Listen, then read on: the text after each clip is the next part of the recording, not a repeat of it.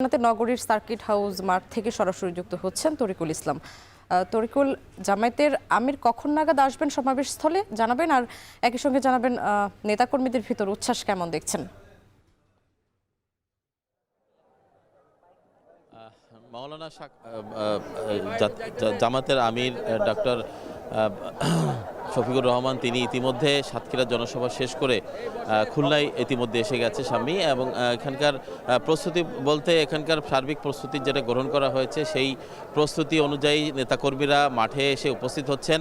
এবং আপনারা দেখতে পাচ্ছেন যে উৎসাহ উদ্দীপনার মধ্য দিয়ে নেতাকর্মীরা তাদের যে নেতা তাকে দেখার জন্য, তার বক্তব্য শোনার জন্য তারা ইতিমধ্যে সার্কিট হাউস মাঠে উপস্থিত হয়েছেন। এবং বেশ কিছু নেতাকর্মীরা তারা কিন্তু মাঠে ইতিমধ্যে দেখেছেন যে একটি পরিপূর্ণ হয়ে গেছে। আমরা যে সড়কগুলো দিয়ে এসেছি সেখানে দেখেছি যে সারিবদ্ধভাবে দলের নেতাকর্মীরা তারা কিন্তু সার্কিট হাউস মাঠের দিকে অগ্রসর হচ্ছেন।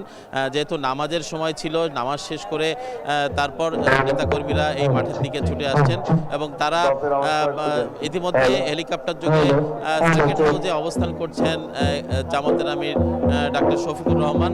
তিনি 3:30 নাগাদ ধারণা করা হচ্ছে এখানে এসে মঞ্চে বক্তৃতা করবেন এবং এখানে যারা প্রার্থী রয়েছেন তাদেরকে পরিচয় করে দেবেন। এরপর তিনি বাগেরহাটের সমাবেশে তিনি অংশগ্রহণ করবেন। তো নির্বাচনী জনসভা খুলনার আগে তিনি গতকাল থেকে কুষ্টিয়া থেকে শুরু করেছিলেন। কুষ্টিয়ার পরে মেহেরপুর, চুয়াডাঙ্গা, ঝিনাইদহ, যশোর হয়ে তিনি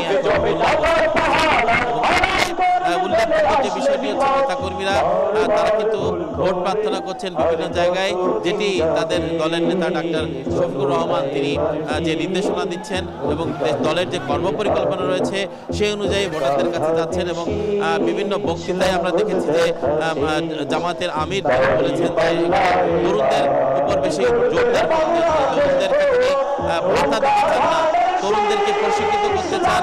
তারা তাদের যোগ্যতা অনুযায়ী তারা গড়ে উঠবে এবং তাদেরকে প্রশিক্ষিত করা হবে, প্রশিক্ষিত করে তাদেরকে কর্মে নিয়োগ করা হবে। মূলত এই কথাগুলো তিনি তরুণদের উদ্দেশ্যে বলছেন এবং তিনি বলছেন যে তরুণরা এই দেশের শক্তি এবং আগামীতে বাংলাদেশ যেটি গঠন করা হবে আগামী 5 বছর তিনি যদি রাষ্ট্র ক্ষমতায় যান বা তার দল যান, এই রাষ্ট্র ক্ষমতায় যাওয়ার আগে নিজেদেরকে প্রশিক্ষিত করে এদেরকে 5 বছর পর তরুণদের হাতে রাষ্ট্র তুলে দেওয়া হবে এবং এই রাষ্ট্র হবে দুর্নীতিমুক্ত, চাঁদাবাজ মুক্ত, শোষণ মুক্ত একটি দেশ হিসেবে বাংলাদেশকে বিশ্বের দরবারে প্রতিষ্ঠিত করতে চান।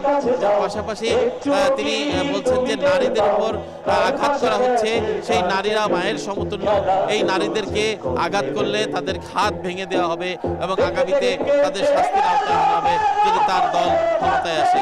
পাশাপাশি তিনি বলছেন যে তার যে পরিবারতন্ত্রের কথা যারা বলছেন, তিনি বলছেন যে 18 কোটি জনগণের জন্য তারা রাজনীতি করেন এবং 18 কোটি জনগণকে সাথে নিয়ে আগামীতে তারা বাংলাদেশ বিনির্মাণ করবেন। তারা বাংলাদেশ জনগণ তারা শান্তি চায় এবং এই দেশটাকে সুন্দরভাবে সাজাতে চায়, সেই কাজই তার দল করবে বলে তিনি বলছেন। সবমিলিয়ে ছিল আমার কাছে খুলনা সার্কিট হাউস মাঠ থেকে যে নির্বাচনী যে জনসভা জামাত ইসলামী যেখানে যোগ দেবেন আমির ডাক্তার শফিকুর রহমান, সেই জনসভার